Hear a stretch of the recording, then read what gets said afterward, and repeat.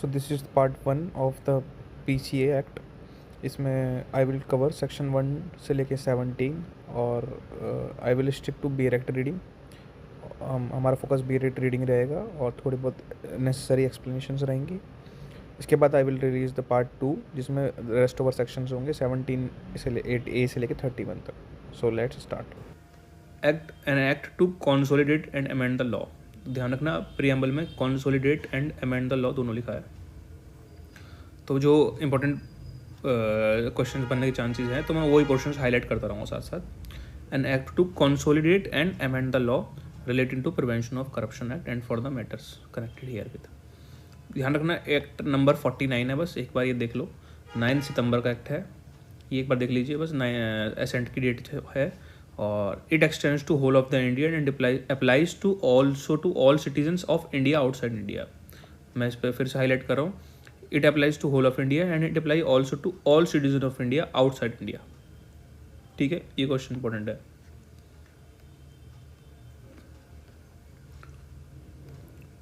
And definition clause पे अगर आते हैं तो इलेक्शन मतलब है सेक्शन 2A के अंदर सबसे पहली डेफिनेशन जो इलेक्शन की है। ठीक है, क्योंकि ऐसे निमोनिक्स बना के भी याद कर सकते हैं कि सब कुछ इलेक्शन से स्टार्ट होता है, चुनाव प्रक्रिया सब कुछ स्टार्ट होती है। तो प्रिवेंशन करप्शन एक्ट में भी पहला डेफिनेशन इलेक्शन की ही दे रखी है। Election means any election by what ever means held under any law for the purpose of selecting member of parliament, MP, MLA, local authority, panchayat हो गए अपने, और अदर पब्लिक अथॉरिटी। ठीक है, तो ध्यान रखना पब्लिक अथॉरिटी। तो under any law keywords selecting member of parliament और लेजिस्लेचर, लोकल अथॉरिटी और एनी अदर पब्लिक अथॉरिटी। ठीक है, 2A में इलेक्शन हो गए। ये प्रिस्क्राइब्ड है, not important. Prescribed means prescribed by the rules. B में आता पब्लिक ड्यूटी क्या होती है। Public duty means a duty in the discharge of which the state, the public और the community at large has an interest.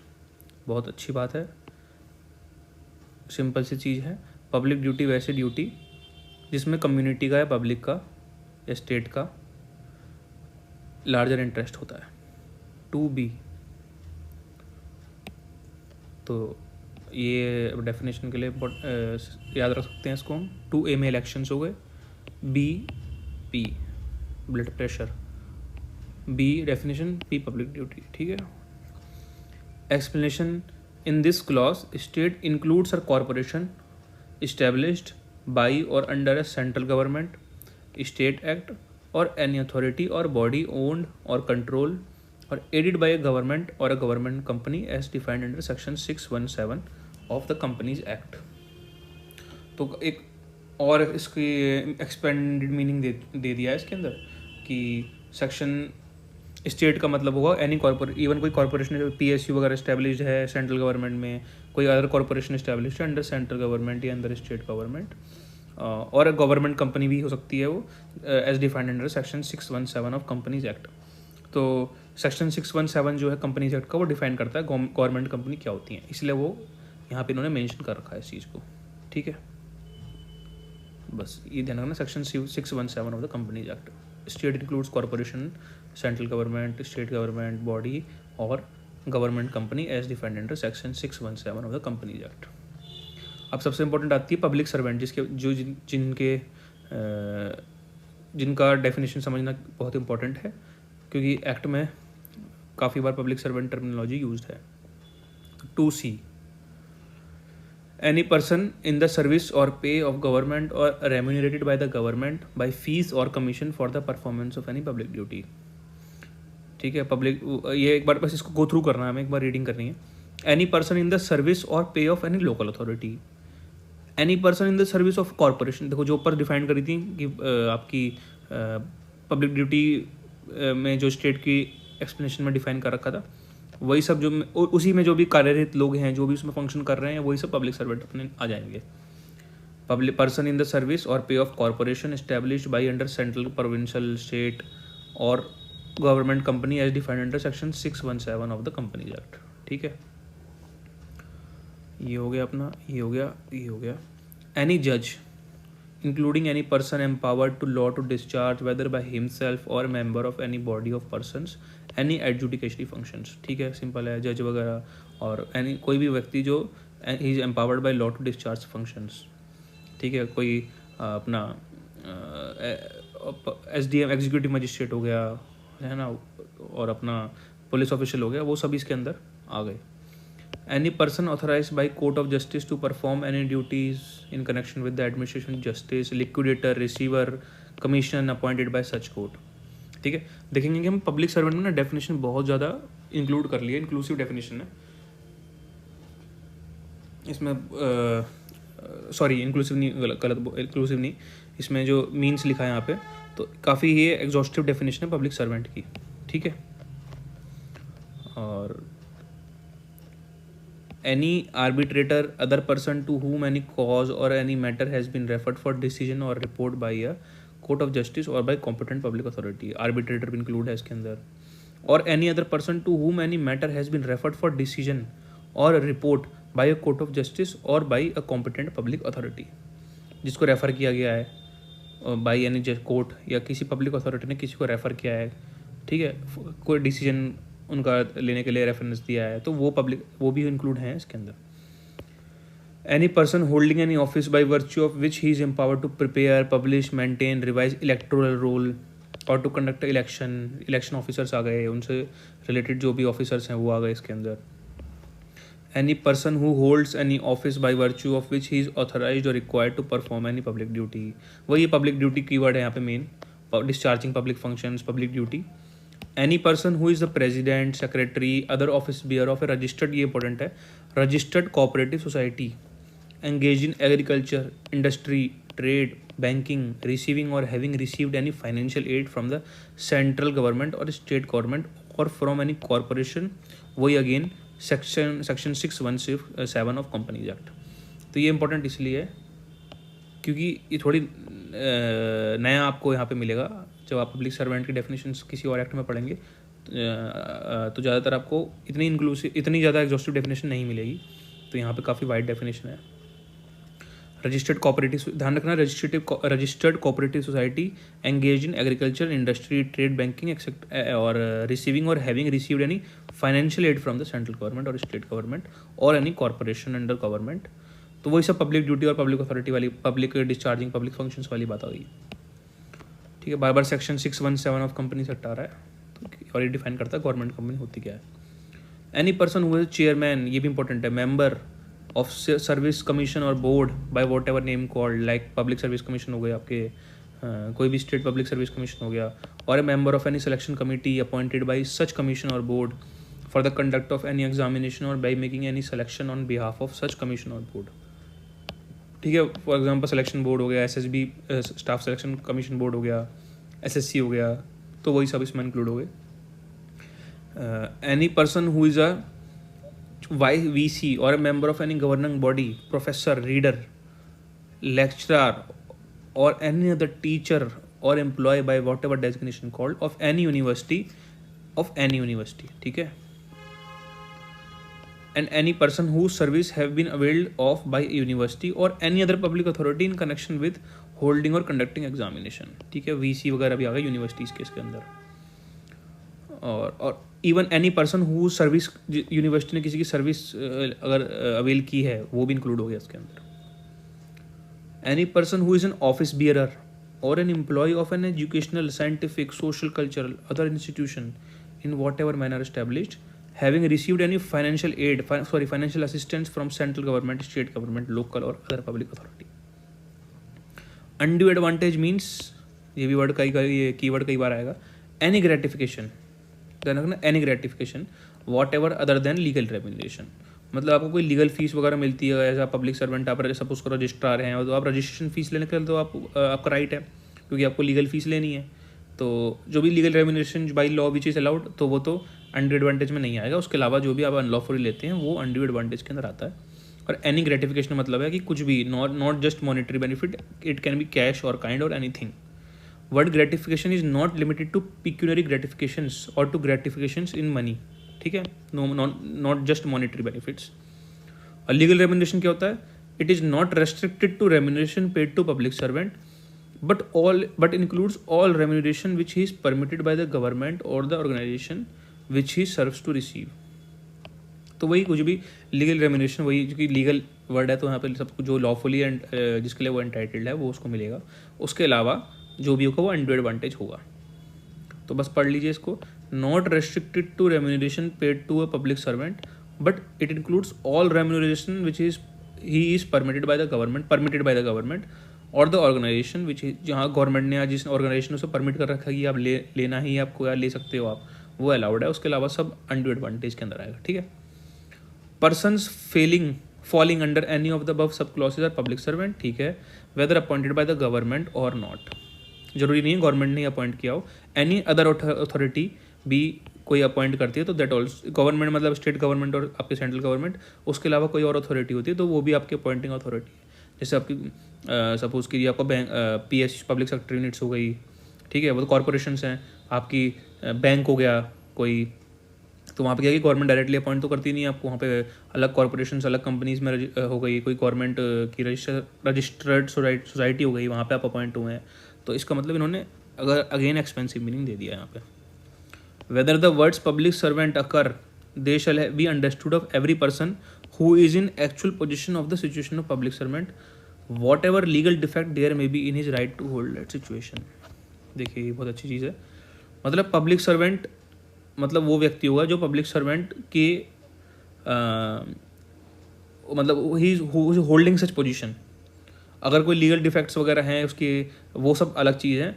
हम public servant में अगर वो होल्ड कर रहा है पोजीशन में, he is working as a public servant, तो उसको पब्लिक सर्वेंट ही मानेंगे. अब यहाँ लिखा ना whatever legal defect there may be in his right to hold that situation, वो बात की बातें हैं कि जी अपॉइंटमेंट सही से नहीं हुआ इसका, या क्या बोलते हैं कि इस व्यक्ति को का कि he is not public servant और he is not holding such position, या कोई क्वेश्चन आया कि उसकी अपॉइंटमेंट सही से नहीं हुई है, ये सपोज करो कि जो उसको रेफ़र किया गया है मैटर बाय गवर्नमेंट वो नहीं करना चाहिए था, तो वो सब बात की बात है. तो सिंपल हम जाएंगे actual position of the situation. वास्तविकता में अभी फ़िलहाल क्या हो रहा है वो दिख जाएगा. वो लीगल डिफेक्ट वगैरह कोई भी इरेगुलरिटी इनक्यूरेबिलिटी जो भी है वो बात की बातें हैं, उसका हमें कोई मतलब नहीं है. ठीक है. वो सब भी चीज़ें हैं पर लेकिन इन्होंने बताया कि पब्लिक सर्वेंट को आप एज अ एक्चुअल पोजीशन, जिसका भी बस ध्यान रखना कीवर्ड को, who is in actual position of the situation of a public servant whatever legal defect there may be in his right to hold that situation. तो बस हमें definition clause एक बार हमने ये पढ़ लिया और अब हम पढ़ते हैं पावर टू. देखिए स्पेशल जजेस की बात आती है. इसमें होता क्या है कि प्रिवेंशन ऑफ करप्शन एक्ट एक स्पेशल एक्ट है. ठीक है. विशेष अधिनियम है ये. तो इसमें जो जजेस हैं जो उसमें जिनको जो उसमें अथॉरिटी है जो डिसाइड करेगी, जजेस जो हैं उनको स्पेशल जजेस के नाम से बुलाते हैं. होती ही कोर्ट ऑफ सेशंस ही हैं लेकिन उन्हें नाम दे देते हैं हम स्पेशल जजेस. जैसे करप्शन पीसी कोर्ट हो गई, आपकी सीबीआई कोर्ट हो गई ना, होता है जैसे फास्ट ट्रैक जो कोर्ट्स होती हैं. ऐसी प्रिवेंशन ऑफ करप्शन एक्ट में स्पेशल जजेस का जो टाइटल है वो मिला हुआ है. सेक्शन 3 में है, ध्यान रखना सेक्शन 3 में है appointment, power to appoint special जजेस की. इन्हें अपॉइंट कौन करेगा? जाहिर सी बात है सेंट्रल गवर्नमेंट करेगी या स्टेट गवर्नमेंट करेगी. द सेंट्रल गवर्नमेंट और the state government may in official gazette notification निकाल के अपॉइंट स्पेशल जजेस नेसेसरी फॉर सच एरिया और the group of cases as may be specified. मतलब किसी भी पर्टिकुलर केस के लिए या ग्रुप ऑफ केसेस के लिए ध्यान रखना अपॉइंटिंग अथॉरिटी सेंट्रल गवर्नमेंट है बस, ये स्टेट गवर्नमेंट है. किस अपॉइंट कर सकती है to try any offence punishable under this act. और कोई भी इस एक्ट के अंदर कोई भी कॉन्स्पिरेसी अटेम्प्ट या अबेटमेंट किया है, कोशिश करी करने की, इंस्टिगेट किया, उकसाया, तो वही जो भी इस एक्ट से रिलेटेड जो भी हम पीसी एक्ट में आगे ऑफेंसेस पढ़ेंगे उससे रिलेटेड स्पेशल जजेस होते हैं. और क्या उनके एलिजिबिलिटी क्राइटेरिया क्या है? जैसे हमारी फॉर्म भरते हैं तो हम होता है ना कि एलएलबी होनी चाहिए, एलएलएम होना चाहिए, तभी आप पीएचडी कर सकते हैं. तो ऐसी इनकी क्या एलिजिबिलिटी है? Person shall not B qualified for the special जजेस अपॉइंटमेंट अनलेस, क्या क्या होना चाहिए उसको? ही हैज़ बीन सेशन जज, मैंने बोला था ना सेशन कोर्ट्स ही होती हैं ये, एडिशनल सेशन जज या असिस्टेंट सेशन जज अंडर सीआरपीसी. अब तो भाई बीएनएसएस ही है वैसे तो, लेकिन अब एक्ट में हमें एक्ट में जो लिखा है अभी फ़िलहाल वही पढ़ना पड़ेगा. तो अनलेस ही इज और हैज़ बीन सेशन जज, ASG और ADJ। ठीक है, केस कौन कौन से ट्राई करेंगे? देखो मैं अभी जो मैं वीडियो चला रहा हूँ ये ऑडियो, इसमें मैं कहीं और नहीं जाऊँगा, किसी और सेक्शन में, किसी और प्रोविजन में। Will just stick to our bare act. Cases triable to by special जजेस। अब हमने पढ़ लिया स्पेशल जजेस को सेंट्रल गवर्नमेंट या स्टेट गवर्नमेंट अपॉइंट करती है। अभी कौन कौन से केस ट्राई करेंगे? देखिए, the offences shall be tried by the special जजेस ओनली, बस। ठीक है, इसमें कुछ इसमें प्रीलिम्स क्वेश्चन तो बनता भी नहीं है, बस ये पता है कि कौन ट्राई करेगा, स्पेशल जजेस ट्राई करेंगे। Not with standing anything content in the CRPC में कुछ भी लिखा हो, क्योंकि ये स्पेशल एक्ट है, देयरफॉर यहाँ पे जो भी केसेज होंगे स्पेशल जजेस ट्राई करेंगे। और अपॉइंटमेंट कहाँ होता है उनका? सेक्शन 3 में। करता कौन है? सेंट्रल गवर्नमेंट या state government. Every offence shall be tried by the special जजेस। देखो अब जुरिडिक्शन की बात आ जाती है, कहाँ पे कौन से वाले स्पेशल जजेस ट्राई करेंगे? जुरिडिक्शन क्या होगी? मतलब फॉर एग्जांपल दिल्ली में है तो साउथ ईस्ट डिस्ट्रिक्ट वाले ट्राई करेंगे, नॉर्थ ईस्ट डिस्ट्रिक्ट वाले ट्राई करेंगे, 30 शहरी वाले कोर्ट के जज स्पेशल जज ट्राई करेंगे। कौन करेगा ट्राई? ठीक है, वेयर इट वॉज कमिटेड, जहाँ पे तो ऑफेंस हुआ है। और every offence shall be tried by the special जज फॉर द एरिया वेयर, जहाँ पे ऑफेंस हुआ है या तो वहाँ के स्पेशल जज ट्राई करेंगे, और अगर स्पेशल जज is appointed for that particular case. ठीक है, इधर जुडिक्शन क्या हो गया आपका? कमिट, जहाँ पे कमिट हुआ ऑफेंस, या जहाँ पे अगर उनको अपॉइंट किया गया है पर्टिकुलर केस सुनने के लिए, तो वो भी ट्राई कर सकते हैं। ठीक है, तो ये बात ध्यान रखनी है अपने को। क्या ध्यान रखना है हमें कि वेयर ऑफेंस कमिटेड और वेयर स्पेशल जज has been appointed for the case. और अगर ज़्यादा स्पेशल जजेस हैं, एक से ज़्यादा हैं, तो as specified by the central government. ठीक है, यहाँ पे सेंट्रल गवर्नमेंट ध्यान रखना। अपॉइंटिंग अथॉरिटी में दोनों थे, सेंट्रल गवर्नमेंट भी थी, स्टेट गवर्नमेंट भी थी। तो ये भी एक बहुत आसानी सिंपल चीज़ है, इसमें कुछ टेक्निकल है नहीं इसमें, mayor reading is enough. When trying case a special judge may also try any offense other than the offense specified in this section 3 with which accused may under the CRPC be charged at the same trial। मतलब ये है कि special जज अपने आप को restrict नहीं करेंगे, कि ये नहीं कि बस प्रिवेंशन ऑफ करप्शन एक्ट के ऑफेंसेस को वो ट्राई करेंगे। इवन अगर उसी सेम ट्रायल में किसी और ऑफेंस का भी साथ में लगा चार्ज बना हुआ है, फॉर सपोज को BNS का भी ऑफेंस किया हुआ है उसने साथ में, तो he can try that also. अभी जो सेम ट्रायल की कंडीशंस अलग होती हैं BNSS वगैरह में, तो I am not going to that. बस ध्यान रखना कीवर्ड की सेम ट्रायल में, अगर ये बस ये line under the CRPC for which he can be charge for the at the same trial, तो नॉट जस्ट PC एक्ट के offences but other also. Not with standing anything in CRPC trial of offences. देखो मैंने कहा था ना fast track courts होती हैं ताकि जल्दी निपटारा हो केस का। तो trial shall be on day to day basis. कोशिश करो कि रोज़ ट्रायल मतलब दिन भर दिन ट्रायल हो, ज़्यादा डिले ना हो। और साथ में और कोशिश करी जाए कि एंडेवर शैल बी मेड, यानी प्रयास करा जाए, एंडेवर मतलब तो प्रयास, shall be made to ensure that it is concluded within period of 2 years। ठीक है, कोशिश करी जाए कि ये कीवर्ड इंपॉर्टेंट है क्योंकि it is on again a factual question.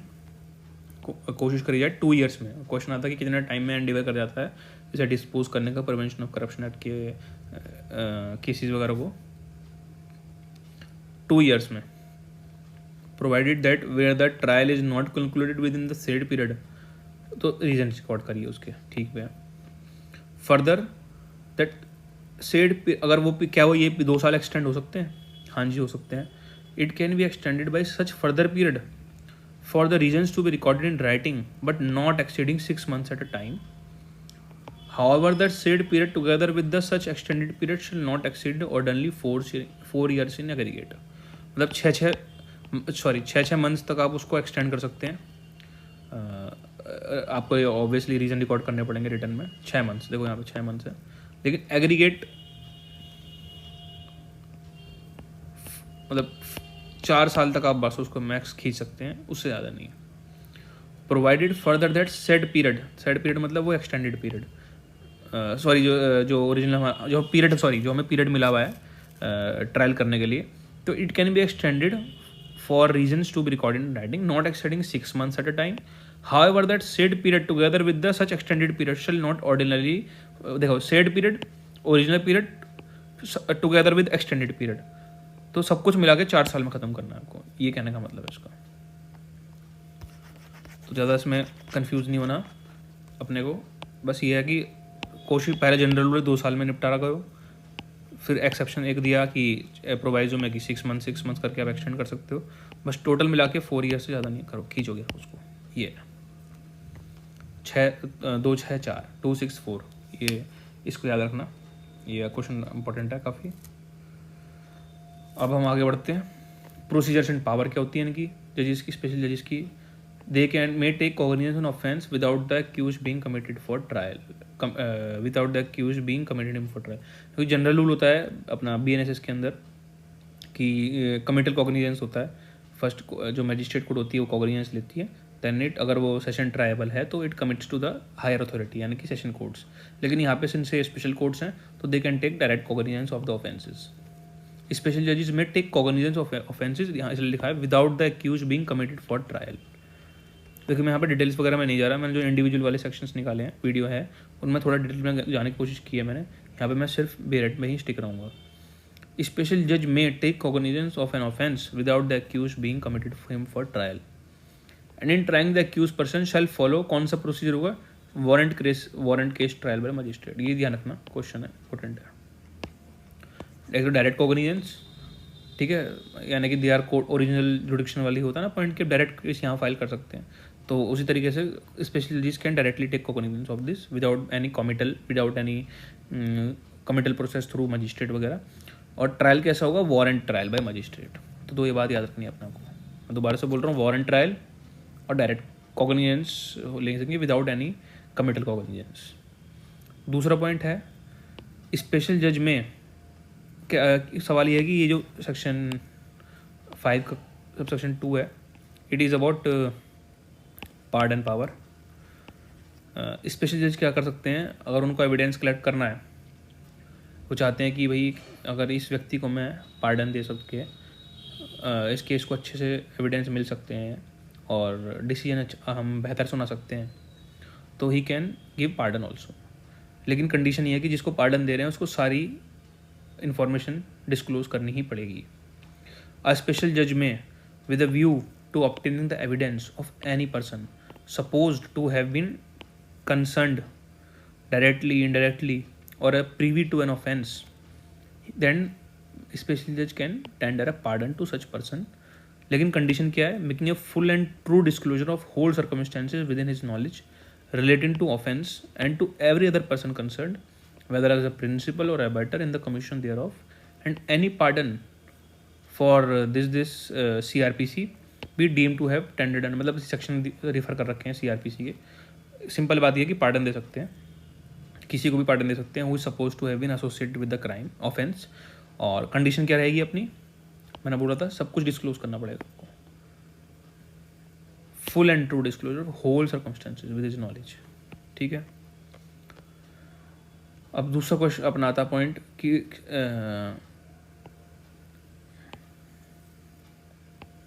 देखिए इसमें बस ये इंपॉर्टेंट है अपना कि कोर्ट ऑफ स्पेशल जज शैल be deemed to B court of session and the person conducting a prosecution before a special जज शैल be deemed to B public prosecutor. तो ये बता दिया गया है कि जो स्पेशल कोर्ट होगी उसको हम दर्जा दिया जाएगा कोर्ट ऑफ सेशन का, जो मैंने स्टार्टिंग में बोला था. ठीक है. तो ये है ना कि shall not inconsistent with act applied to the proceeding before special. तो ये नॉट इम्पोर्टेंट, ये इसमें कुछ बस अगर मन है तो बस खुद से रीडिंग मार लो, मैं कर देता हूँ एक बार. Save as provided under this the provision of CRPC shall so far as they are not inconsistent, मतलब जब तक वो उसके inconsistent नहीं है with this act applied to all proceeding before a special judge and for the purpose of this section. ये important, ये है अपना काम की चीज़. Court of a special judge shall be deemed to be a court of session. Person conducting a prosecution कौन होगा, PP. In particular and without prejudice to the generality of provisions contained in this subsection 3. The provision of section 326 and section 475 of CRPC. Section 326 of CRPC and section 475 of CRPC shall apply to the proceeding before a special judge, and for the said person is said provision special judge shall be deemed to be magistrate. देखो यहाँ पे क्या लिखा हुआ है इन्होंने. तो section 326 होता है, उसकी मार्जिनल नोट में पढ़ रहा हूँ.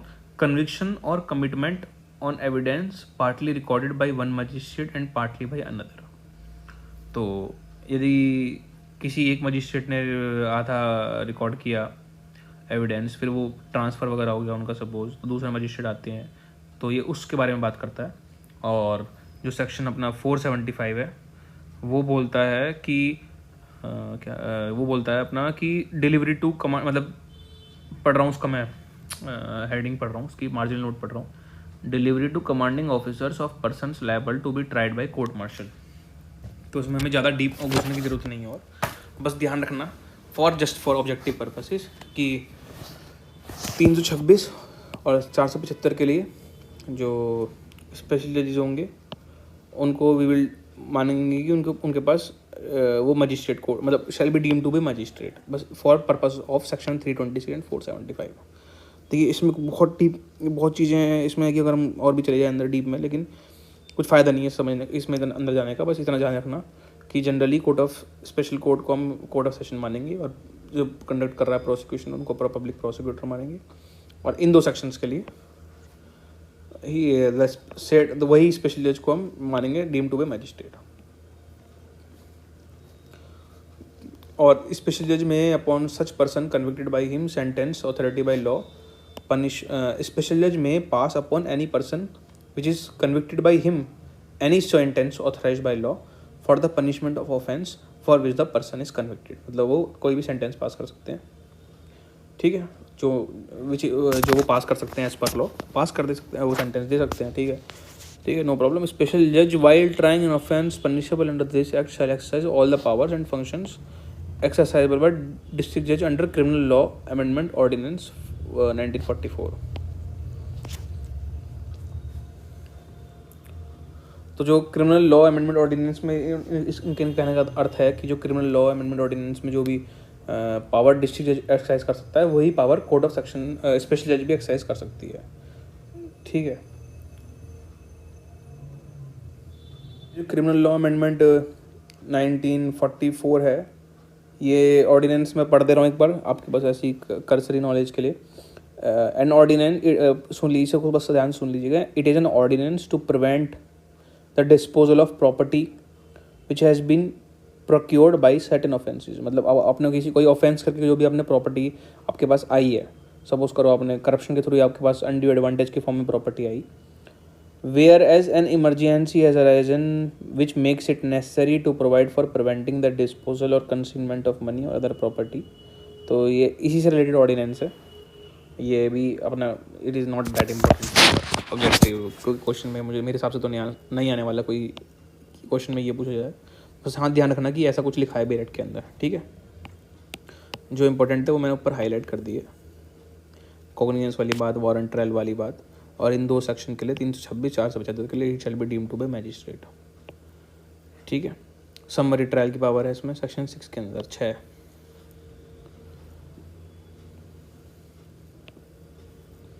देखिए समरी ट्रायल होता है कि आप थोड़ा और स्पीडी वे में ट्रायल कर सकें, और थोड़े माइनर ऑफेंसेस होते हैं तो उसमें समरी ट्रायल का प्रावधान होता है.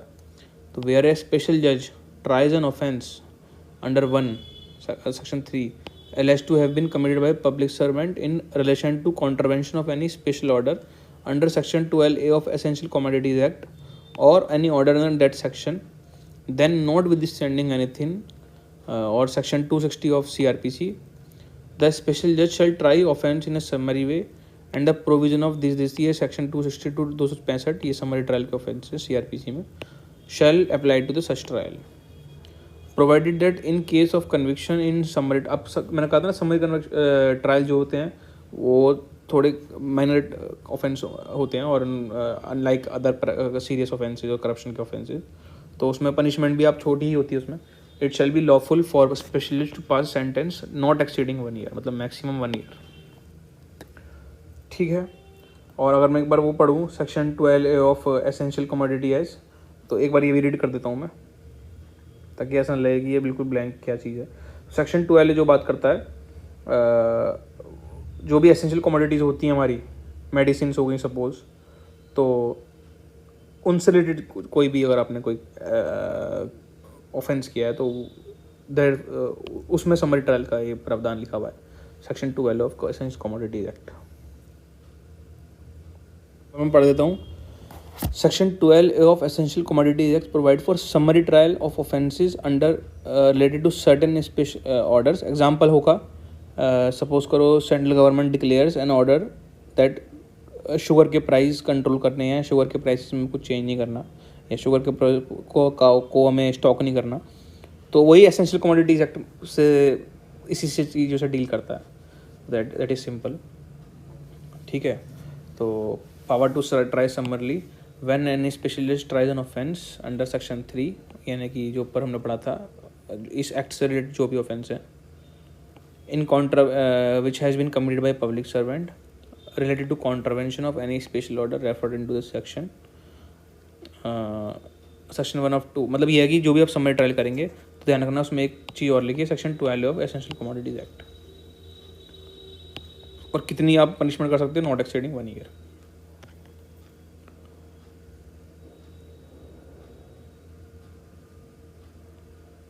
और 1 साल से ज़्यादा भी कर सकते हो आप, एक कंडीशन है उसमें, provided that when at the commencement or in the course of summary trial under this section it appears to the special judge that the nature of case ऐसा है कि sentence of imprisonment for a term exceeding 1 year has to be passed, और it is not desirable to try the case summarily, उनको लगता है कि समरली नहीं करना चाहिए इसको, इसमें और इसमें पनिशमेंट 1 साल से ज़्यादा की रिक्वायरमेंट है।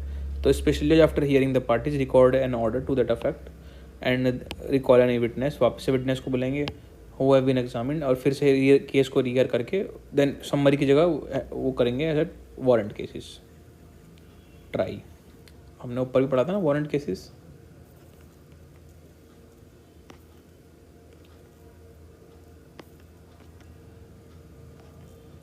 देखिए, trial of warrant case by magistrate, तो जैसे वो पहले और नॉर्मली ट्राई कर रहे थे वैसे ही करेंगे, और उन्हें लगता है कि समरी की ट्राई करने की जरूरत नहीं है इसके अंदर। Notwithstanding, there shall be no appeal by a convicted person in any case tried summarily under this section, in which special judges passes a sentence not exceeding 1 month। देखिए, अगर समरी ट्रायल किया गया है और जो दंड है, पनिशमेंट है, which is not exceeding 1 month, 1 month या उससे कम है, और फाइन या और साथ में फाइन उसमें ये इतनी पनिशमेंट वैसे है, और फाइन नॉट एक्सीडिंग 2000 रुपीज़, तो अपील उसमें फाइल नहीं होगी, कोई अपील अलाउड नहीं है, क्योंकि अपील हमारा स्टैट्यूटरी राइट होता है, ठीक है।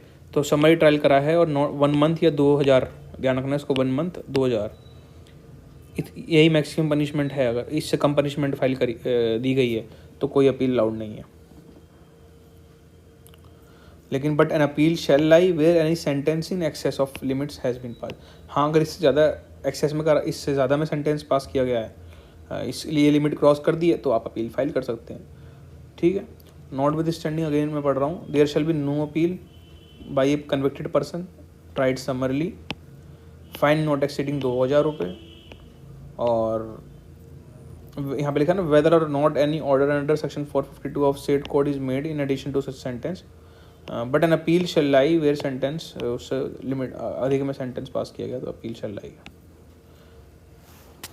Section 7 which is offence relating to public servant being bribe, यानी कि ब्राइब टेकर की बात कर रहे हैं इसके अंदर। Any public servant who obtains or accepts or attempts to obtain from any person any undue advantage with the intention to perform or cause performance of public duty improperly, dishonestly, or to forbear or cause forbearance to perform such duty either by himself or on any other public servant, or obtains or attempts to obtain any undue advantage as a reward to perform in duty improper, dishonest performance of public duty, performs or induce another public servant to perform improperly or dishonestly public duty, और same language लिखिए। तीनों का जो एक crux है वो यही है कि वो खुद से अनड्यू एडवांटेज लेता है किसी को इंड्यूस करता है अपने किसी public servant other public servant को इंड्यूस करता है, खुद से अनड्यू एडवांटेज रिसीव करता है, किसी और के थ्रू रिसीव करता है। और ये सब क्यों कर रहा है, उसका इंटेंशन क्या है, ताकि वो ड्यूटी को अपने इम्प्रॉपरली ड्यूटी परफॉर्म करे या डिसऑनेस्टली परफॉर्म करे। फॉर एग्जांपल कि तुम अगर मुझे इतने अमाउंट देते हो तो मैं तुम्हारा FIR से नाम हटवा दूंगा, या मैं तुम्हारे खिलाफ चार्जशीट फाइल नहीं करूँगा, या तुम्हें समन डिलीवर नहीं करूँगा, तुम्हारा नाम लाइसेंस इशू कर दूँगा। ये सब अपने इसके अंदर इसका जो उसका अर्थ है वो ये है। तो पनिशमेंट कितनी, 3 से लेके 7 साल, साथ में कॉग्निजेबल कह रहा हूँ, फ़ाइन, साथ में फ़ाइन। वैसे आगे हम पढ़ेंगे कि सारे ऑफेंसेस कॉग्निजेबल ऑफेंसेस हैं, तो हम देख लेंगे इसको आगे अगले सेक्शंस में। ये एक्सप्लेनेशन एक बार रीड कर लेते हैं। For the purpose of this section, obtaining, accepting, attempting to obtain any undue advantage shall itself constitute an offense, even if the performance of public duty by public servant is not has been improper। तो ये है कि अगर आपने undue advantage लिया है वो अपने आप में एक ऑफेंस है, चाहे ड्यूटी आपने इम्प्रॉपर चाहे ड्यूटी आपने जो करी है वो प्रॉपर ही आपने करी है, और मतलब आपने ड्यूटी इम्प्रॉपरली नहीं करी, लेकिन अपने अनड्यू एडवांटेज लिया।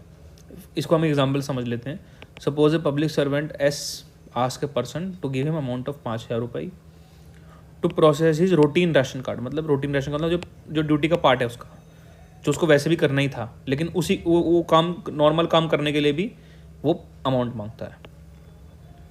कि वो कहता है कि अगर तुम्हें टाइम पे चाहिए राशन कार्ड, फॉर एग्जांपल तुम्हें पासपोर्ट चाहिए ना, तुम्हें टाइम पे चाहिए पासपोर्ट, तो तुम्हें मुझे इतनी अमाउंट देनी पड़ेगी।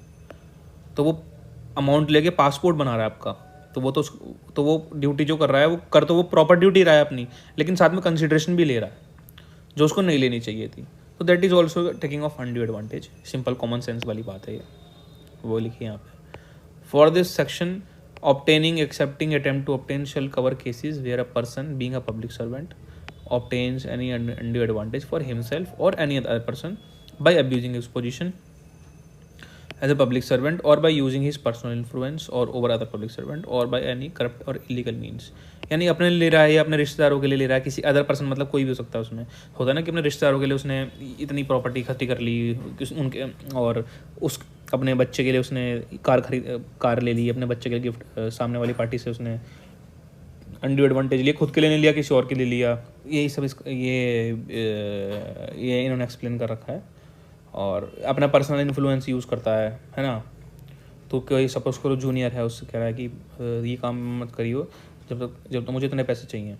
जैसे सुनते हैं हम कि सबके कुछ कहीं कहीं होता है कि ऑफिशियल्स पैसे लेते हैं अपने जो अपने सीनियर अधिकारी हैं उनको भी कोई पहुंचाता है, तो न्यूज़ वगैरह में पढ़ते हैं।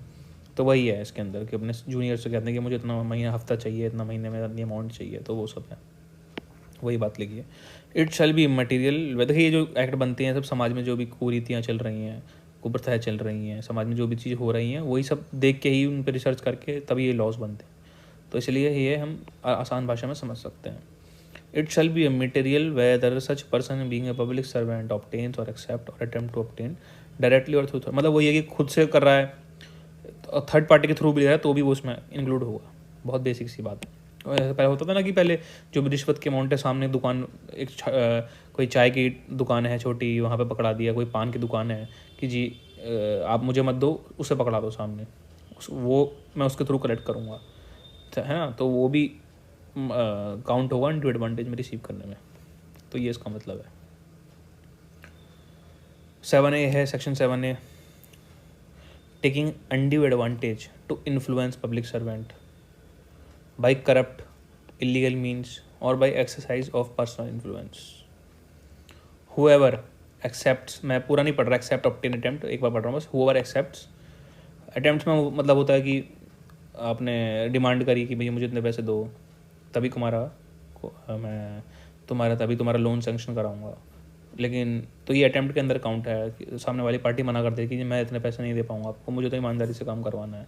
लेकिन पब्लिक सर्वेंट ने डिमांड करी तो वो भी अटेम्प्ट के अंदर तो आई गया ना, कोशिश तो करी ना उसने, attempt to commit a crime, तो to commit an offence. Obtains हो गया, एक्सेप्ट हो गया। ऑब्टेन मतलब होता है कि ये थोड़ा टेक्निकल होता है। एक्सेप्ट मतलब होता है कि आपने सामने से आपके पास, ये सुन लीजिएगा बस इसको, कि एक्सेप्ट मतलब होता है कि सामने से डिमांड आपके पास, सामने से ऑफर आपके पास आया, आपने एक्सेप्ट कर लिया।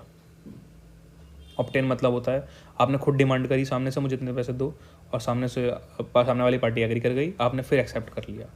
तो एक में डिमांड आपकी साइड, ऑब्टेन्स में डिमांड पब्लिक सर्वेंट के सामने से खुद से जाती है, एक्सेप्टेंस में उसके पास सामने से ऑफर आता है। ठीक है, तो ये मतलब होता है इसका। ये बस कहीं पढ़ा था मैंने किसी केस वगैरह में, तो मैंने बता दिया। तो whoever accepts from any other person, खुद फॉर हिमसेल्फ, अपने लिए या किसी और के लिए, एनी अनड्यू एडवांटेज, वही अनड्यू एडवांटेज जो ऊपर हम डेफिनेशन में पढ़ा था, एज अ मोटिव और reward to induce a public servant by corrupt और illegal means, by exercise of personal influence to perform और to cause performance of public duty dishonestly. वही सेम लैंग्वेज लिखी है। ये सेक्शन 7 है ना, ये ज़्यादातर उनके लिए बनाया था, मिडल मैन के लिए। जो होता है ना कि भाई मेरा दोस्त है तो मुझे पैसे दे, मैं काम करवाता हूँ तेरा, तो ये उन लोगों के लिए ये, इसलिए आपने whoever लिखा है। whoever में पब्लिक सर्वेंट आ गए, प्राइवेट और व्यक्ति भी आ गया। लेकिन सेक्शन 7 हमने पढ़ेंगे तो उसमें सिर्फ एनी पब्लिक सर्वेंट लिखा था। ठीक है, सेक्शन 7A में लिखा है whoever, और आप इसकी लैंग्वेज पढ़ेंगे तो आपको समझ में आएगा कि किस उद्देश्य से बनाया गया सेक्शन। दोबारा से इसको पढ़ देता हूँ एक बार। इसमें लिखा है whoever accepts any undue advantage, keywords हैं, एज अ मोटिव और रिवॉर्ड टू इंड्यूस। देखो कहता है ना कि मैंने बोला ना एग्जांपल, तू मुझे पैसे दे, मैं मेरे दोस्त है, मैं काम कराता हूँ उससे, मेरे दोस्त IAS है, मेरा दोस्त IPS example. To reward and induce public servant by corrupt और illegal means, by exercising personal influence, कि मेरा दोस्त है, मेरा जूनियर रह चुका है या मेरा सीनियर रह चुका है या मेरे इशारों पे चलता है वो, कुछ भी। टू परफॉर्म और कॉज टू परफॉर्म यानी पब्लिक ड्यूटी, वही सेम भाषा लिखी है इसमें भी, सेम लैंग्वेज है, इनकॉर्पोरेट कर रखी है। तो ये मिडल मैन के लिए सेक्शन से ध्यान रखना, लगे पढ़ने में सिमिलर लगेगा, बट इट इज़ फॉर उन लोगों के लिए जो बिचौलिए टाइप के टाउट्स हो गए या जो पर्सनल इन्फ्लुएंस रखते हैं अपना, वो ज़्यादातर वैसे तो ये जो पर्सनल इन्फ्लुएंस वाले मिडल मैन होते हैं उनको उन पे सेक्शन लागू है। क्योंकि देखा गया था कि ऐसे लोग भी थे जो क्या कहते हैं कि ऑफ़र करते थे कि ये हम तो काम करा देंगे तुम्हारा, जैसे होता है ना कि बिचौलिए जो होते हैं, तो उन सबको पनिशमेंट करने के लिए सेक्शन 7A आया था। Offence related to bribing of public servant, ये है ब्राइब गिवर पे लागू होता है सेक्शन। तो सेक्शन 7A और 8, 7 हो गया ब्राइब टेकर। ब्राइब मतलब यहाँ सिर्फ पैसों वाली की बात नहीं चल रही, अनड्यू एडवांटेज है वैसे तो, लेकिन ब्राइब से और आसानी से याद रहेगा। ये हो गया मिडल मैन पे, जो पर्सनल इन्फ्लुएंस वगैरह करता है और काम कराता है, पर्सनल इन्फ्लुएंस देता है कि मैं तुम्हारा काम करा दूंगा। सेक्शन 8 में हो गया ब्राइब गिवर, जो कहता है ये लीजिए, मैं आपको, जो होता है ना देखते हैं वीडियो आती हैं, पुलिस वाले को रिश्वत दे रहा था, पुलिस वाले बोलते हैं ना, तो मुझे रिश्वत दे रहा है, मैं तुझे रिश्वत देने के जुर्म में भी अंदर करवा सकता हूँ। तो ये सेक्शन 8 है। ठीक है, तो किसी भी को भी रिश्वत नहीं देना चाहिए, और it is N punishable offence.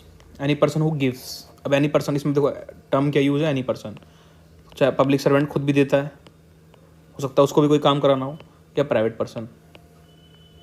Any person who gives और promises to give any undue advantage, वो सेम लैंग्वेज, इंटेंशन वही, duty improperly, improper performance, induce public servant, reward such public servant. Punishment कितनी है? Up to 7 years। और यहाँ पे punishment का ध्यान रखना, यहाँ पे अप टू, वहाँ पे 3 to 7 years, 3 से मिनिमम 3 मैक्सिमम 7 थी, एंड फाइन था।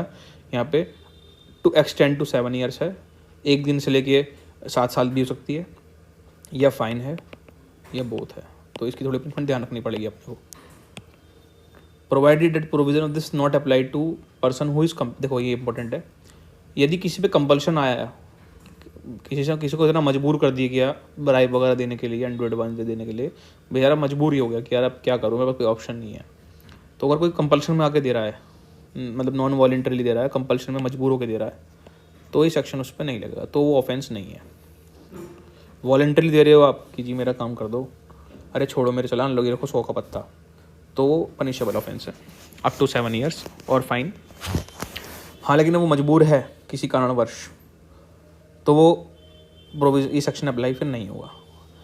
और अगर आप मजबूर आप मजबूर हो गए हो, आपको कंपल्शन में एक्ट, आपने किसी को अनड्यू एडवांटेज दिया, सपोज करो आपने किसी को ब्राइब दी, आज आपने मंडे को ब्राइब दी, 1 तारीख को ब्राइब दिया आपने किसी ऑफिसर को कंपल्शन में आके, ध्यान रखना आपको उस दिन से 7 डेज़ के अंदर अंदर आपको जो कंसर्न अथॉरिटीज़ हैं, जैसे एंटी करप्शन ब्रांच हो गए आपके, है ना, उनको आप कोई भी जो भी कंसर्न ब्रांच है, आपको उनको ऑफिशियल्स को इन्फॉर्म करना पड़ेगा कि जी मैंने ये करा है, लेकिन मैंने कंपल्शन में किया है, ताकि वो एजेंसी से एक्शन ले सकें। Provided person who is compelled, he shall report the matter to the law enforcement authority or investigative agencies within 7 days from date of giving, कौन से दिन से, from date of giving such undue advantage। ठीक है, अब ये भी है कि अब इसमें कमर्शियल ऑर्गेनाइजेशन भी पनिशेबल है। हमने डिटेल में सेक्शंस पढ़े थे, जो मेरी वीडियो है उसमें हमने पढ़ा था कि वाइकेरियस लायबिलिटी और ये एक्सेट्रा एक्सेट्रा करके पूरा वीडियो थी उस पर 15-20 मिनट की। तो कमर्शियल ऑर्गेनाइजेशन अगर ब्राइब करती हैं, कोई कंपनीज ब्राइब करती हैं कि हमें टेंडर दे दो, बड़ी बड़ी कंपनी 2G स्पेक्ट्रम वगैरह केस हमने सुने होंगे कि कोई कंपनी है कहती है कि जी आप ये ना, हाँ, पूरा कॉन्ट्रैक्ट हमें दीजिए, और ब्राइब करती है वो। तो कमर्शियल ऑर्गेनाइजेशन भी खूब केस सुनते हैं हम कि ब्राइब करती हैं या करप्शन में इन्वॉल्व होते हैं, तो वो भी पनिशेबल है। लेकिन कमर्शियल ऑर्गेनाइजेशन पे सिर्फ फाइन का है प्रावधान, तो क्योंकि कमर्शियल ऑर्गेनाइजेशन को तो हम कॉर्पोरेट एंटिटी को तो जेल तो भेज नहीं सकते, तो इसलिए अगर यही ब्राइब गिविंग का काम कोई कमर्शियल ऑर्गेनाइजेशन करती है, देने का काम, तो पनिशेबल विद फाइन है। और कोई इंडिविजुअल व्यक्ति है तो अप टू 7 years और फाइन और बोथ। और ध्यान रखना, कंपल्सन में दिया है तो 7 दिन में आपको इन्फॉर्म करना पड़ेगा। इलस्ट्रेशन है, person P gives the public servant an amount of 10,000 rupees to ensure that he is granted a license। Overall मतलब कि लाइसेंस मुझे ही मिले, 10,000 रुपये दे रहा हूँ, लेकिन लाइसेंस मुझे ही मिलना चाहिए। P is guilty of offence. ठीक है, P कौन है, ब्राइब गिवर। एक्सप्लेनेशन पढ़ लेते हैं।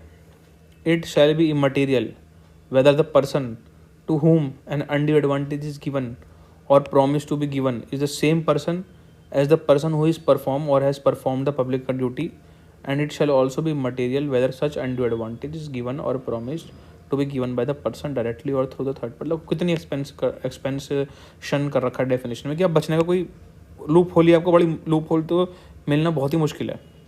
मतलब ज़रूरी नहीं है कि आप जिसको ब्राइब दे रहे हो वही सेम पर्सन है, मतलब हो सकता है आप उसके सुपीरियर को दे रहे हो, उसके कलीग को दे रहे हो, किसी थर्ड पर्सन को दे रहे हो, तो वही सब इसका, वो सब इमटेरियल है। आपने अनड्यू एडवांटेज दिया है और किसके पास किसको दिया है वो पनिशेबल, तो उसकी लायबिलिटी तो होगी। और अगर आपने दिया है, आप ये नहीं कह सकते कि जी मैंने तो उसको दिया ही नहीं, मैंने तो थर्ड पार्टी को दिया था। लेकिन थर्ड पार्टी ने क्यों लिया, आप लिया तो उसने उसी आपके काम को पूरा करने के लिए लिया है ना। कैसे भी आपने घुमा फिरा के कैसे भी दिया, और सब लोग इन्वॉल्व हैं इसमें, मतलब सब चीज़ें अनड्यू एडवांटेज में काउंट होंगी। It shall be material whether the person to whom it is given is the same person who is to perform the public duty। और साथ में it shall also be irrelevant और immaterial whether such undue advantage is given by the person directly और through, मतलब उसने खुद दिया है या किसी के थ्रू दिलवाया। मैंने अपने भाई एम्प्लॉय से बोल के दिलवा दिया, खुद नहीं दिया मैंने किसी और के थ्रू भिजवा दिया, है ना। मैंने सपोज करो किसी को बिना बताए कि पार्सल करवा दिया, तो तब भी तो भिजवाया तो मैंने ही है ना उसको, तो स्टिल आई एम लाइव। ये नहीं कि स्ट्रिक्टली कि आपने हाँ बिल्कुल ही आपने दिया है अपने हाथों से तभी माना जाएगा। नो, डजेंट मैटर, कैसे भी पहुंचना जाना चाहिए। अगर आपने खुद से करा है, किसी और के थ्रू भी भिजवाया, that also is included in this. और देखिए, अगर वो हम पढ़ रहे थे ऊपर कंपल्शन वाला पार्ट की, कंपल्शन में दिया है तो 7 दिन में इन्फॉर्म करना है, तो उसने इन्फॉर्म कर दिया सपोज करो, और एंटी करप्शन ब्यूरो ने बोला, ब्रांच ने बोला कि चलो अब आपके हम हेल्प करेंगे, आप उस दिन जाना और ये कलर्ड नोट आपको दे रहे हैं रंग वाले, आप उनको दे देना, और जैसे ही आप उनको दोगे हम तुरंत पकड़ने आ जाएंगे। तो अगर आप लॉ एनफोर्समेंट एजेंसीज को असिस्ट करने के लिए दे रहे हैं ना, तो that is not a giving of bribe or giving undue advantage. बहुत सिंपल सी चीज़।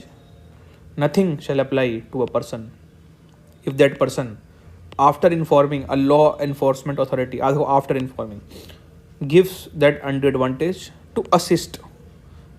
ठीक है, किस चीज़ के लिए, टू असिस्ट करने के लिए such authority, तो that is not an offense। ठीक है, अभी सेक्शन 9 बात करता है कमर्शियल ऑर्गेनाइजेशन की, तो ये सेक्शन इंपॉर्टेंट है। और बस इसमें ध्यान रखना है कि कमर्शियल ऑर्गेनाइजेशंस देती है तो that they are also liable, और अगर कोई डायरेक्टर या मैनेजर कंपनी का वो इन्वॉल्व है उसके अंदर, उसकी मिली भगत है, तो उसको भी पनिशमेंट मिलेगी। कमर्शियल ऑर्गेनाइजेशन है उसको भी पनिशमेंट मिलेगी, और जो व्यक्ति उससे डायरेक्टर मैनेजर है तो वो भी सब also liable. Where an offence has been committed by commercial organisation suppose a company, such organisation shall be punishable with fine. हमने पढ़ा था फाइन पनिशेबल होगी अगर वो if any person associated with such commercial organisation gives to obtain retain business, कोई business की वही कि फॉर एग्जांपल टेंडर वाला चल रहा है, लेके चल रहा है एग्जांपल कि हमें टेंडर दे दीजिए, हमें कॉन्ट्रैक्ट दीजिए, to obtain advantage in business of such commercial organisation, कुछ भी मतलब अपने एडवांटेज अपने फ़ायदे के लिए कुछ भी ऐसा काम करती है तो फाइन से पनिशमेंट करेंगे हम, फाइन की पनिशमेंट देंगे हम। प्रोवाइडेड, देखो अब डिफेंस क्या है कमर्शियल ऑर्गेनाइजेशन के पास, it shall be defence to prove that it had taken adequate procedures in compliance of guidelines as may be prescribed to prevent from doing such conduct. मतलब company बोल सकती है कि जी हमने अपनी तरफ से पूरी कोशिश करी थी, हमने ड्यू क्वेश्चन करा था, लेकिन तब भी ऐसा एक्ट हो गया, हमें नहीं जानकारी इस चीज़ की, तो ये डिफेंस है ड्यू क्वेश्चन का, ठीक है। और for the purpose of this section a person is said to give a promise to give any undue advantage to a public servant if he is alleged to have committed offence whether और not person has been prosecuted for. इसकी simple reading कर लेते हैं एक बार बस। A person is said to give any undue advantage to a public servant if he is alleged to have committed the offence under section 8 whether or not such person has been prosecuted for such offence। मतलब मेरे हिसाब से तो ये important है नहीं इसकी, बस इसलिए मैंने रीडिंग ही कर दी है, ऐसा नहीं कि इसको बिल्कुल समझना है, कुछ इसमें है नहीं। तो अगर समझना आपको है कि बिल्कुल इसमें क्या जानना है तो आप कमेंट। मेरे हिसाब से इसमें बस एक बार रीडिंग इनफ थी, तो इसलिए मैंने इसमें ज़्यादा अंदर गया नहीं मैं इसके। देखो ये पढ़ लेते हैं एक बार, कमर्शियल ऑर्गेनाइजेशन क्या होती है ये पढ़ लेते हैं। Body incorporated in India carries on business in India or outside India. अगर आपने और भी कभी लॉ और भी एक्ट्स पढ़े हैं तो ये कमर्शियल ऑर्गेनाइजेशन इस टाइप की डेफिनेशन कहीं ना कहीं जरूर देखी होगी। Any other body incorporated outside India, बाहर इनकॉर्पोरेट हुई है, इंडिया में इनकॉर्पोरेट हुई है, carries or business in part of an India, incorporate in India हुई है in India or outside India, कोई पार्टनरशिप फर्म हो गई, एसोसिएशन ऑफ पर्सनस हो गई which carries in business whether in India or outside India. ये ध्यान रखना अगर एग्जाम थोड़ा और B.Ed की लैंग्वेज पे है बहुत ज़्यादा। तो एनी अदर बॉडी अगर इनकॉर्पोरेटेड आउटसाइड इंडिया तो यहाँ पे लिखा है part of business in any part of India, लेकिन इनकॉर्पोरेटेड इन इंडिया है तो यहाँ पे लिखा है weather in India or outside India. Partnership firm और जो भी इंडिया में फॉर्म है तो which carries a business in India or outside India. बाहर की इनकॉर्पोरेटेड है तो वो तो कॉमन सेंस की बात है इन इंडिया की, बाहर तो काम बाहर करे ना करे उससे मतलब नहीं है, अगर बाहर रह इनकॉर्पोरेट होके इंडिया में काम करी तो हमें उससे मतलब है ना। Any other partnership business formed outside India, वही अगेन आउटसाइड इंडिया है तो carries or business in India, वही है। इंडिया में आप करप्शन रोकने के लिए एक्ट बनाया ना ये वाला, तो इसलिए लिखा है ऐसा यहाँ पे। बिजनेस इंक्लूड्स ट्रेड प्रोफेशन और प्रोवाइडिंग सर्विस, तो बिजनेस की भी वाइड डेफिनेशन कर दी। ये नहीं कि आप कोई दुकान खोल के बैठे हैं या ट्रेड का काम वो कर रहे हैं कि सिर्फ आप लिमिटेड डेफिनेशन नहीं दी बिजनेस की, इवन प्रोवाइडिंग सर्विस, कोई प्रोफेशन हो गया, डॉक्टर, लॉयर, ये सब इसमें इंक्लूड कर दी गए हैं। कहने का मतलब है करप्शन मत करो, ना पैसा लो ना दो। Person is said to be associated with commercial organization if such person performs services on behalf of commercial organization irrespective of any promise to give or giving undue advantage। मतलब वही है कि एक पर्सन को कब कहेंगे कि वो उससे जुड़ा हुआ है, when he's वही जब वो उसके बिहाफ पर कोई काम कर रहा है या उसमें एम्प्लॉयड है, ठीक है, ये मतलब है इसका।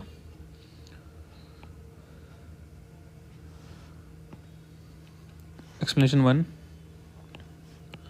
तो ये वही कैपेसिटी किस में काम कर, does not matter, he can even be क्या इर्रेस्पेक्टिव ऑफ क्या वो एम्प्लॉय है, एजेंट है, सब्सिडरी में काम करता है, उससे कोई मतलब नहीं है, ठीक है। एसोसिएटेड होना चाहिए कंपनी से।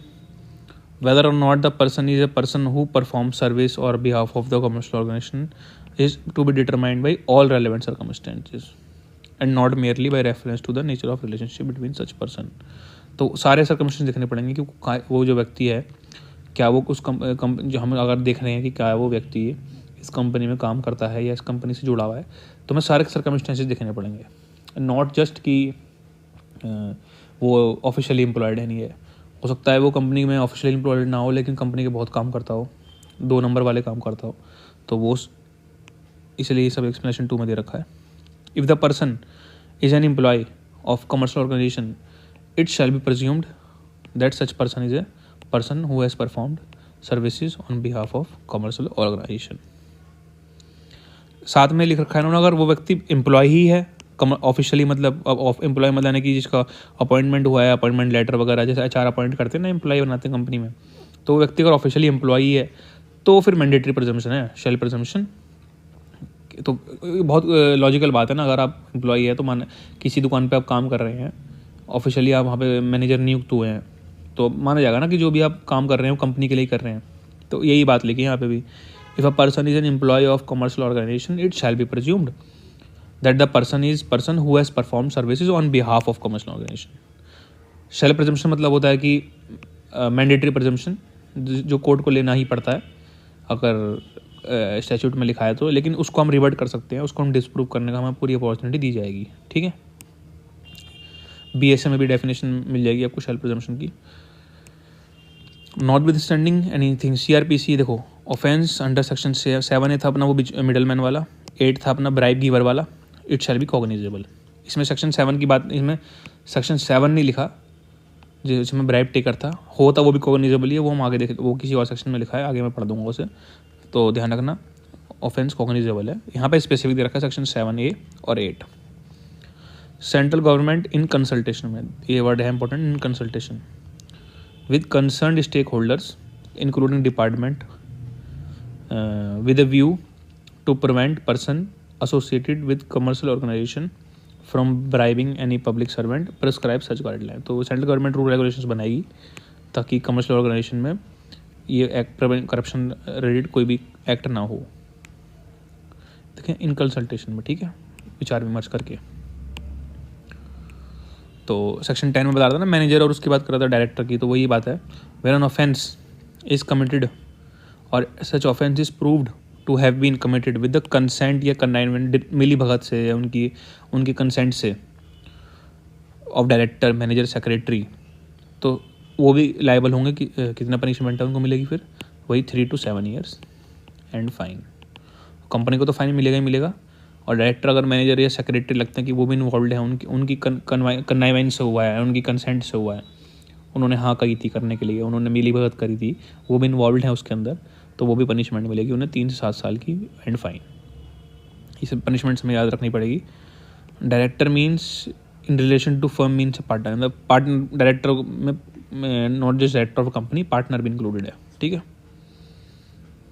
अगर फर्म की बात चल रही है तो, पार्टनरशिप फर्म की या बात चल रही है तो।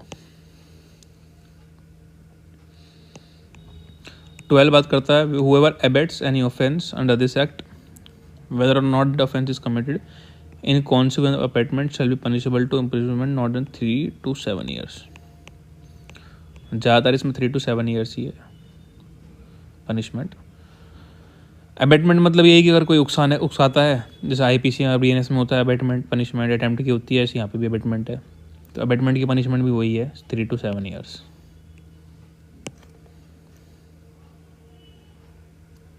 और तो ध्यान रखना जरूरी नहीं अबेटमेंट में ऑफेंस कमिट ही हो, क्योंकि अबेटमेंट करना अपने आप में एक ऑफेंस है। अगर आपने abetment of offence is itself an offence, whoever abets an offence whether not that offence is committed. मैंने बोला ना कि ऑफेंस हो या ना हो उसका मतलब नहीं है, अबेटमेंट अपने आप में ही, और आपने किसी ऑफेंस का अबेटमेंट किया तो वो अपने आप में ही ऑफेंस है। क्रिमिनल मिसकंडक्ट है section 13। Any public servant, public servant लिखा है यहाँ पे, कब कहेंगे कि उसने क्रिमिनल मिसकंडक्ट किया, if it dishonestly fraudulently misappropriates और convert any property entrusted to him under his control. होता कई बार पढ़ते हैं ना, मंत्रियों ने या किसी CM ने, मिनिस्टर ने जो फंड मिले थे किसी स्कीम के लिए, जैसे चारा घोटाला टाइप का हो गया, वो अपने लिए यूज़ कर लिए, अपने लिए उसने मिस अप्रोप्रिएट कर लिए, तो फंड उसको दिए गए थे किसी पब्लिक ड्यूटी को निभाने के लिए, लेकिन उसने मिस अप्रोप्रिएट करके अपने लिए यूज़ कर लिए उसको डिसऑनेस्ट इंटेंशन वगैरह से। तो वो क्रिमिनल मिसकंडक्ट के अंदर आ जाता है, ठीक है। इसमें ना देखो ये ब्राइब ली, ये अब ऊपर से अलग कैसे, ना इसमें ब्राइब ली ना उसमें ब्राइब दी, लेकिन इसमें जो फंड्स हैं जो आपको प्रॉपर्टी मिली हुई है उसको आपने मिस अप्रोप्रिएट किया तो सेपरेट ऑफेंस है, ठीक है। If he intentionally enriches himself, एक चंद्रबाबू नायडू जी का केस आया था जिसमें उन पर काफ़ी सारे सेक्शन लगे थे और सेक्शन 13 भी लगा था। ही वॉज CM, शायद आंध्र प्रदेश या कर्नाटका के थे, पता नहीं, मुझे याद नहीं अभी। तो उन पर काफ़ी सारे सेक्शंस लगे थे, उन पर एलिगेशंस लगे थे कि उन्होंने कोई स्कीम थी स्टेट गवर्नमेंट की, उसमें जो भी पैसा आया था वो उन्होंने मिस अप्रोप्रिएट किया। Chandrababu Naidu versus state of AP है शायद, मैंने किसी एक वीडियो में डिस्कस भी किया है। तो काफ़ी सारे सेक्शंस उसमें लगे थे, मैं पढ़ रहा था। तो IPC के IPC के और PC एक्ट के भी थे, तो सेक्शन 13 भी उनके ऊपर लगाया गया था। और या if he intentionally enriches himself illicitly during the, वही सिमिलर सी बात है कि अपने आप को फ़ायदा पहुँचाता है अनलॉफुल वे में जब वो ऑफिस में था, मतलब ऑफिस में पद का, गरिमा का मिसयूज़ करता है और अपने पोजीशन का मिसयूज़ करता है, तो सेक्शन 13 में ऑफेंस है वो। अगेन शैल प्रजम्पशन आ रहा है भाई, person shall be presume to have intentionally enrich himself if he और any person on his behalf, या वो या कोई उसके बिहाफ पे, सपोज करो उसको कोई एजेंट है, उसको कोई PA है, असिस्टेंट है, सेक्रेटरी है, is in position of at any time during the period of office being in possession of pecuniary resources or property disproportionate to his known sources of income which the public servant cannot satisfactorily account for, यानी कि unaccounted money की बात करके है इसमें, unaccounted, ठीक है, unaccounted source of incomes. ये एक्सप्लेनेशन में, एक्सप्लेनेशन का मतलब होता है पीरियड की लैंग्वेज में जो पार्ट आपकी मेन सेक्शन में कही गई है उसको थोड़ा क्लैरिटी से और एक्सप्लेन कर दिया जाता है। अगर ये एक्सप्लेनेशन ना भी लिखा होता है यहाँ पे तो ये बात इम्प्लिसिट थी ऊपर वाले पार्ट के अंदर भी, ठीक है। और non source of unknown source, unaccounted source या अननोन सोर्स। अननोन सोर्स मतलब क्या होता है, जो लॉफुल है, और जो अनलॉफुल है उसको हम बोलते हैं अनअकाउंटेड, ठीक है। Public servant who commits this act of criminal misconduct, कितनी पनिशमेंट है, ये थोड़ी ज़्यादा, देखो इसमें हमने अब तक पढ़ा 3 to 7 years या up to 7 years, यहाँ पे क्या है 4 से लेके which may extend to 10 years plus fine, ठीक है। मिनिमम 4 साल तो अंदर जाना ही पड़ेगा अगर कन्विक्ट हो जाते हो तो।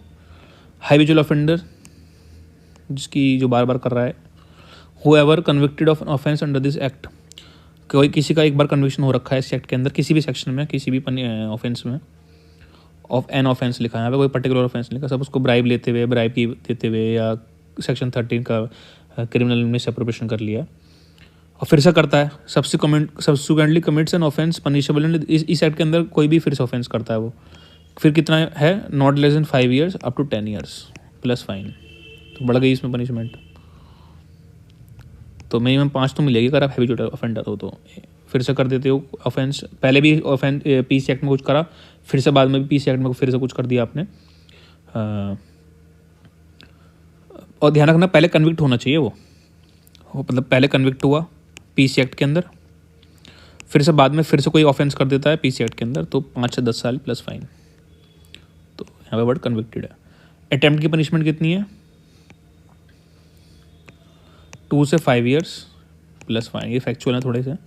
Whoever attempts to commit an offence under section 13(1)(a) दे रखा है यहाँ पे। 13(1)(a) कौन सा था अपना, ये वाला प्रॉपर्टी इंटरेस्ट वाला जो बताया था मैंने, फंड में से अप्रोप्रिएट कर लिए, तो उसकी कितनी पनिशमेंट है, 2 से 5 साल plus fine. Where sentence, section 16 पढ़ रहा हूँ, where sentence of fine is impose under section 7, जो भी हमने सेक्शंस पढ़े हैं वहाँ पे फाइन पनिशमेंट के तौर पे फाइन कोर्ट लगाती है। The court in fixing the amount of, आप फाइन कितना देंगे ये तो लिखा नहीं है, तो अमाउंट कितनी दोगे, 10,000 20,000 लगाओगे फाइन, तो amount of fine shall take into consideration the amount of value of property which the accused has obtain by committing the offence or where the conviction, मतलब वही देखेंगे कि कितनी प्रॉपर्टी उसने ली है, थोड़ी अनड्यू एडवांटेज या कितना उसने रिसोर्सेज लिए हैं, तो उसके उनको देख के ही फाइन की अमाउंट तय करी जाएगी, ठीक है। ये था सेक्शन 16। सेक्शन 17 अभी तक हमने पढ़ा कि करप्शन एक्ट में क्या क्या डेफिनेशन इंपॉर्टेंट हैं। फिर हमने देखा कि स्पेशल जजेस होते हैं, जिसमें जो कोर्ट का नाम दिया गया वो स्पेशल जजेस होती हैं, वो कोर्ट ऑफ सेशंस ही होती हैं। फिर हमने पढ़ा कि ऑफेंसेस कौन कौन से हैं इसके अंदर, 6, 7, 7A, 8, 9, 13। हमने कुछ जो जिसमें डायरेक्ट रीडिंग सिर्फ 1 टाइम रीडिंग करनी थी वो हमने की। और अब हम आते हैं सेक्शन 17 पे, जिसमें कौन कौन सी अथॉरिटीज़ हैं जिनके पास इन्वेस्टिगेशन पावर्स है। जैसे होता है कि एंटी करप्शन ब्यूरो ब्रांच देखते हैं हम, CBI कोर्ट CBI होती है ना, ED होती है। ऐसे इसमें कौन कौन है जो इन्वेस्टिगेट कर सकते हैं प्रिवेंशन ऑफ करप्शन के ऑफेंसेस के अंदर। Notwithstanding anything content in the CRPC, no police officer below the rank of, देखिए अगर Delhi special police establishment case है, ध्यान रखना inspector of police. In case of metropolitan areas of Bombay, BCMA, Bombay, Calcutta, Madras, Ahmedabad, और किसी और मेट्रोपोलिटन एरिया में तो असिस्टेंट कमिश्नर ऑफ पुलिस। ठीक है, मेट्रोपोलिटन एरिया अगर आप CRPC पढ़ेंगे तो उसमें 10 लाख की पॉपुलेशन होती है मेट्रोपोलिटन एरिया के अंदर। एक है कि इतनी पॉपुलेशन 10 लाख है तो वो मेट्रोपोलिटन एरिया कहलाता है। तो बस जानना हमें ये है कि DSPE का कोई केस है तो इंस्पेक्टर ऑफ पुलिस। ये याद करने की चीज़ें थोड़ा 2-3 बार पढ़ेंगे, सुनेंगे, याद हो जाएगा। मेट्रोपोलिटन एरिया से रिलेटेड है तो असिस्टेंट कमिश्नर ऑफ पुलिस, कहीं और है तो DSP या police officer of equivalent rank. तो इसमें 3 अथॉरिटीज़ हमने पढ़ी, इंस्पेक्टर, ACP, DSP।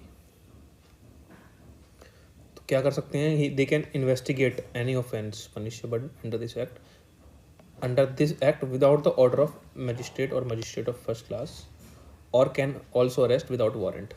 तो मैंने कहा था ना कि सारे ऑफेंसेस कॉग्निजेबल इन नेचर हैं, तो यहाँ से हम इन्फर कर सकते हैं इस चीज़ को। क्योंकि कॉग्निजेबल ऑफेंसेस मतलब क्या होता है, offences where police officer can arrest without warrant, और ऐसे केसेस में you need not to take permission from magistrate to investigate, so you can investigate also.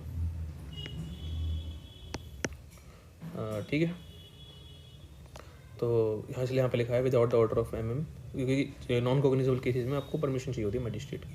तो shall investigate without the order of magistrate और MM। अब वैसे MM BNSS में तो कोई रेलेवेंस है नहीं अगर हम नए एक्ट को देखें, नए CRPC को, बट स्टिल हमें BRAT के थ्रू पढ़ना पड़ेगा। और एज द केस में भी and can arrest without a warrant. ठीक है, provided that if a police officer not below the rank of inspector of police is authorized by the state government by any general or special order, he may also investigate any such offence without the order of magistrate, or without the order of magistrate he can even investigate। तो state government भी क्या कर सकती है,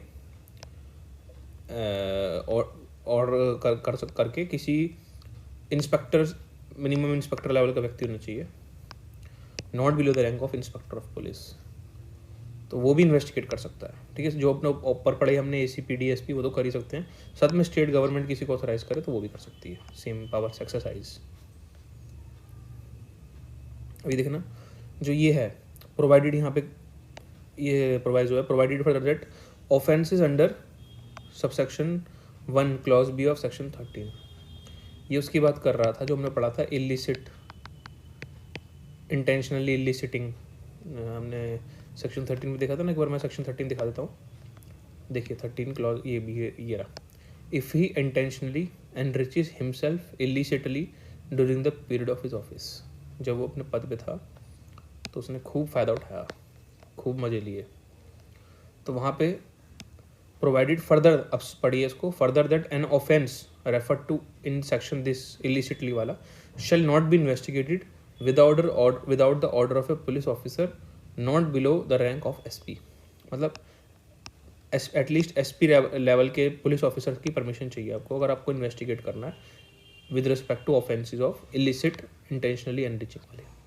ठीक है, illicit ध्यान रखना, SP not below the, provided further that offence referred under this section 13 का स्पेसिफिक दे रखा है वाला shall not be investigated without the order of police officer not below the rank of SP। ठीक है, ये यहाँ पे है, ये है, थोड़ी अलग है चीज़, ये फैक्ट, तो इसलिए इम्पोर्टेंट भी है।